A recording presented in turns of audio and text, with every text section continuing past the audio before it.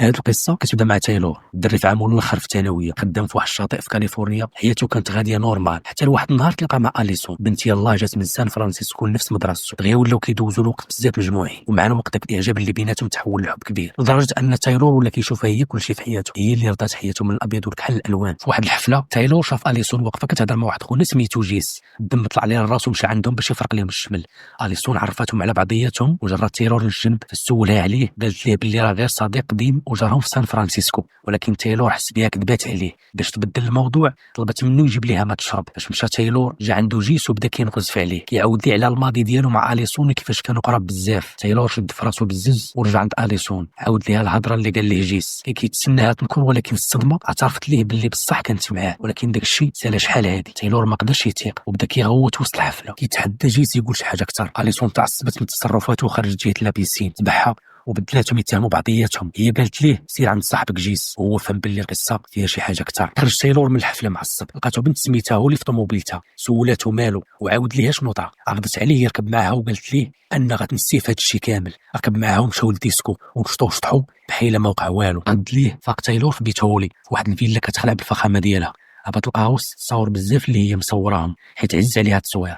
جلسوا كيهضروا وعاودت ليه باللي بوها مات وخلى ليها الفلوس، وامها مات قبل منه وراتو تصويره بوها مع مرا اخرى. قالت ليه باللي هذه كورين مرات بوها اللي كتشك فيها طمعت في الورث. تايلور حتى هو عاود ليها كلشي على حياته ولا اختو تيفاني اللي هي كلشي بالنسبه ليه. رجع لدارو لقى ميساج من اليسون، تلاقاو وتصالحوا وهي اعترفت ليه باللي في سان فرانسيسكو كانت عايشه حياه بطول والعرض، وداك الشيء علاش بوها وامها جابوها لكاليفورنيا. قالت ليه باللي هو اللي خلاها تبغي تولي انسانه مزيانه. صالحوا وعدوا بعضياتهم بالصراحه. في المدرسه مفاجاه تايلور لقاوه مع في القسم. فاش عرفت باللي الصالح مع اليسون سولته واش عاود لهم عليها، قال لها لا وطلب منها تخلي داك الشيء سر. ولكن هولي ما كانتش ناويه على هذا الشيء. الاستراحه دخلت هولي الكافيتيريا مع صاحبهم جيل وتعرفت على اليسون وليديا، ولات كدور بهم كاملين. وتايلور ما مرتاحش ليها، طلب منها يتلاقاو بوحدهم وقال لها خاصهم يقطعوا العلاقه، ان داك الشيء اللي وقع بيناتهم كان مجرد غلطه حيت كان معصب. وهو اللي تقلبت عليه وقالت ليه بغضب استغليتيني، ولكن باش تلقى مني هذا الشيء ماشي سهل غتندم. وفعلا هو اللي بدات كتلعب لعبتها، ولات هي واليسون صحابات قراب بزاف. واحد النهار جاو عند تايلور للخدمه وهو اللي رجعت تصوير عليه من اللور، وقالت اليسون وهي كتشوف تايلور هذه قصه طويله مع الوقت غتعرفيها. تايلور حس بالخطر. ديك الليله هو اللي بات عند اليسون. تايلور عاود لصاحبو جيل كل شيء، ولكن جيل ما قدرش يعطيه الحل. الصباح تايلور فاق ولقاه اللي واقف عليه قدام الدار لابس حوايج اليسون. قالت ليه برود اليسون كتشك فيك. تايلور انت حمقى. جاوبته هضره غير شويه من داك الشيء اللي كيتسناك ولف على هذا الشيء. من بعد تايلور عرف باللي كورين مرات بات هولي باللي هولي مريضه نفسيا وكتعالج.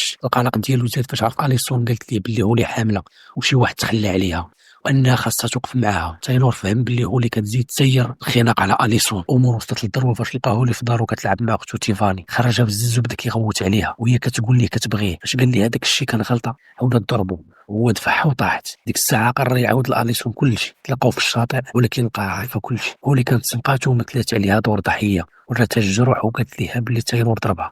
اليسون ما قدرش تسمع ليه وقالت ليه خليها في حالها. غد ليه في المدرسه جات عنده هولي وقالت ليه كنت عليك تهضر معايا البارح. مباشره من بعد دخلت المديره مع بوليسي وقالوا لتايلور باللي موقوف حيت كاينه شكايه بالاعتداء من طالبه سميتها إلسا. تما فين عرف باللي هولي سميتها حقيقيه هي إلسا وان عندها سوابق. رجع للدار كيقلب عليها في الانترنت سبب من الماضي ديالها الاجرامي. في الليل وصلوا ميساج من هولي تصويره ديال اليسون مغمى عليها. تايلور طار لدار هولي صيفط العنوان لصاحبو جيل باش يلحق عليه. لقى اليسون مربوطه في كرسي وهولي واقفه حداه وكتقول ليها باللي هي ماشي حامله وانها دارت هذا الشيء كامل باش تاخذ تايلور. في ديك اللحظه دخلت كورين وفاش بغات تفك اليسون هو اللي قتلتها من اللور. دخل تايلور لقى الدم وتخلع فاش شاف اليسون معلقه في السقف هبطها بالزربه. وفاش كانوا هاربين تبعتهم هولي بمسدس ضربه تايلور برصاصه في كتفه. في ديك اللحظه وصل جيل وفاش بغات هولي تيري فيه اليسون هزت السيخ ديال الحديد ضربتها به في كرشها طاحت هولي في لابيسين غارقه في دمها.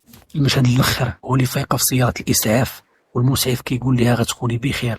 طلبت منه يوعدها يبقى معها وما يخليهاش وهو وعدها. والفيلم كيسالي تايلور واليسون وصحابهم مجموعين فرحانين في عيد ميلاد تيفاني على كيحاولوا يرجعوا لحياتهم الطبيعيه من بعد داك الكابوس. وحتى لنا كيسالي القصه ديالنا. دوزو بخير والسلام عليكم.